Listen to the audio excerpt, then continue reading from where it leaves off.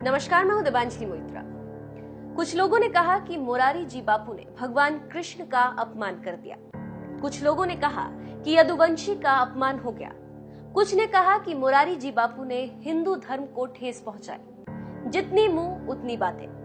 लेकिन सवाल था कि मोरारी जी बापू ने ऐसा बोला क्या था कि ट्रोलर्स उन्हें ट्रोल करने लगे, उन्हें केस करने की धमकी दी जाने लगी।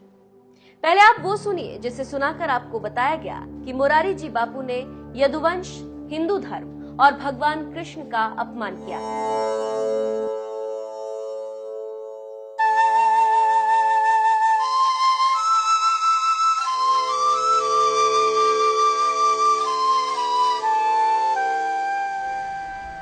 हुआ द्वारिका में धर्म स्थापन।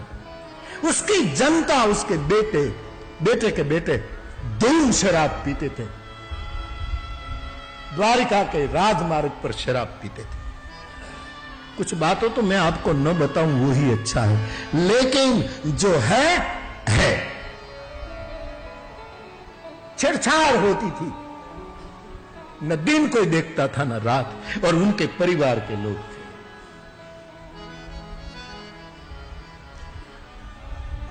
और पीने के लिए जब कुछ पाबंदी आती, डर आती, तो चोरी करने में भी चुक नहीं करते थे। जो जो अधर्म के लक्षण थे सब दिखाई देने लगे।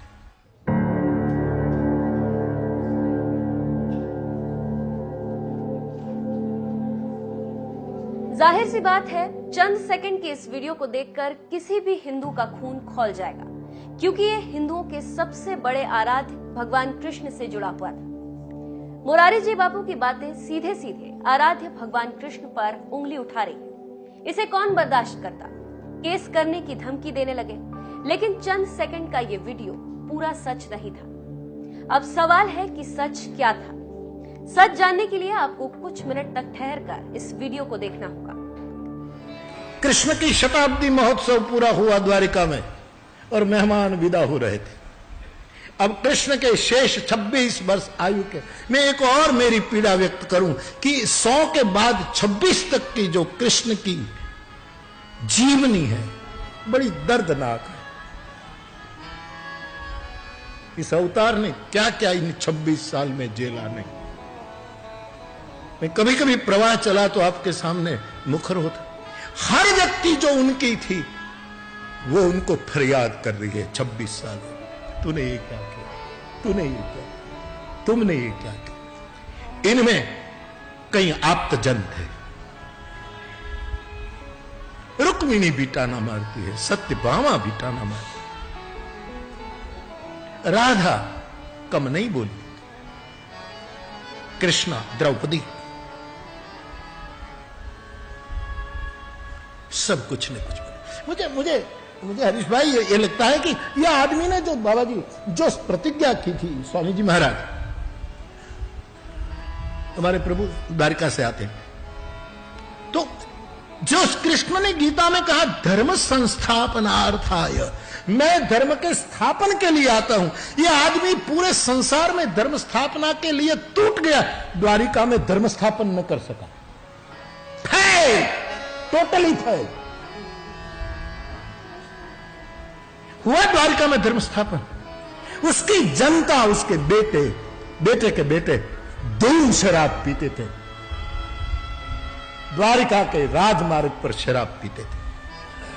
कुछ बातों तो मैं आपको न बताऊं वो ही अच्छा है, लेकिन जो है छेड़छाड़ होती थी। न दिन कोई देखता था न रात, और उनके परिवार के लोग थे।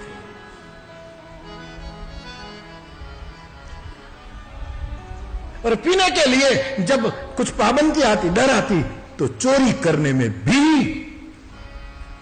चुक नहीं करते थे। जो जो अधर्म के लक्षण थे सब दिखाई देने लगे।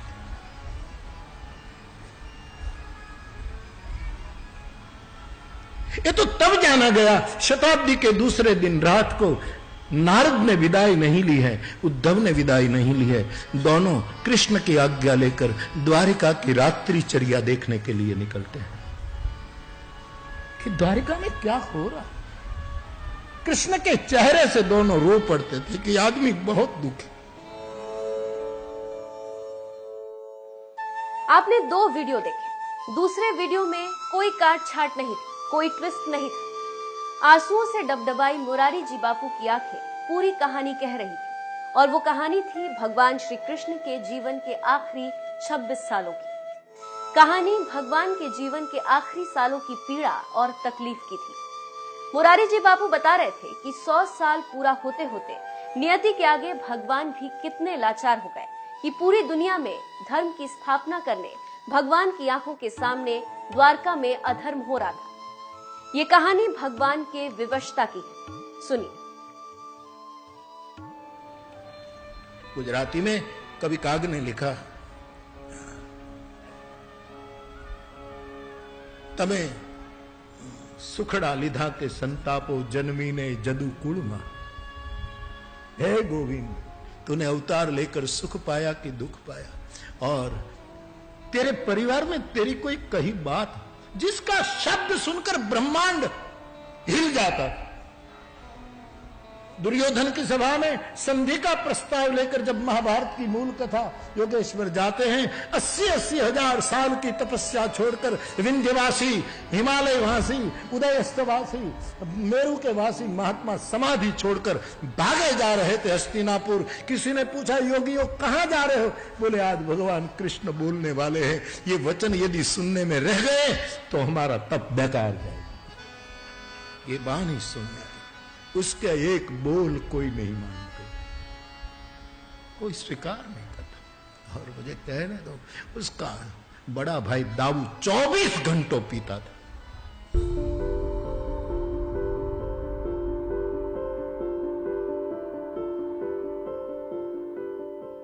शब्द साफ है, वीडियो में कोई एडिट नहीं है, भावनाएं बिल्कुल निश्चल है। भगवान के आखिरी लम्हों को बयां करते हुए मुरारी जी बापू की आंखें भी रोने लगी थी, आंसू निकलने लगे। भगवान की उस लाचारी और तकलीफ को सुनकर सभासद भी रोने लगे थे। लेकिन किसी ने बड़ी चालाकी से इस वीडियो को हिंदू धर्म के खिलाफ नैरेटिव बनाने का हथियार बना लिया। आगे हम आपको और भी फैक्ट्स बताते हैं। श्रीमद् भागवत के खंड 11 अध्याय 30 में लिखा गया, बुद्धि भ्रष्ट हो जाने पर द्वारका के लोगों ने महादिरा का पान किया। मदिरा पान से विमुढ़ होकर पुत्र पिता से, भाई भाई से, देवते और भांजे अपने नाना और मामाओं से, मित्र मित्रों से, बंधु बंधुओं से युद्ध करके एक दूसरे को मारने लगे। बाणों के समाप्त हो जाने पर, धनुष के टूट जाने पर समुद्र के किनारे उपजे सरकंडे से एक दूसरे को मारने लगते थे। मदिरा पान से उनकी बुद्धि चली गई थी और बलराम जी को भी अपना दुश्मन मानने लगे थे, जिसके बाद भगवान कृष्ण और बलदेव गुस्से में लोहे और सरकंडों से अपने ही लोगों को मारने लगे।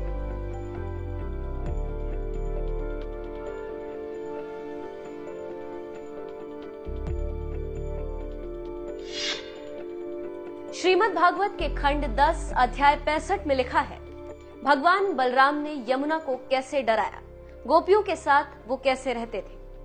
सूरदास जी ने भी भगवान बलराम जी के बारे में लिखा है, मदिरा और अप्सराएं उनकी कमजोरी बन गई थी। विष्णु पुराण के 26वें अध्याय के 5म अंश और 36वें अध्याय के द्विविध वध में भी भगवान बलराम के बारे में लिखा गया है। जब आप इन फैक्ट्स को पढ़ेंगे तो आपको बहुत कुछ पता चलेगा। याद रखिए, आधी अधूरी बातें सिर्फ गुस्सा और तनाव की वजह बनती। हमने डिस्क्रिप्शन में आपको लिंक भी दे दिया है ताकि मुरारी जी बापू की पूरी बातें आप सुन सकें और समझ सकें।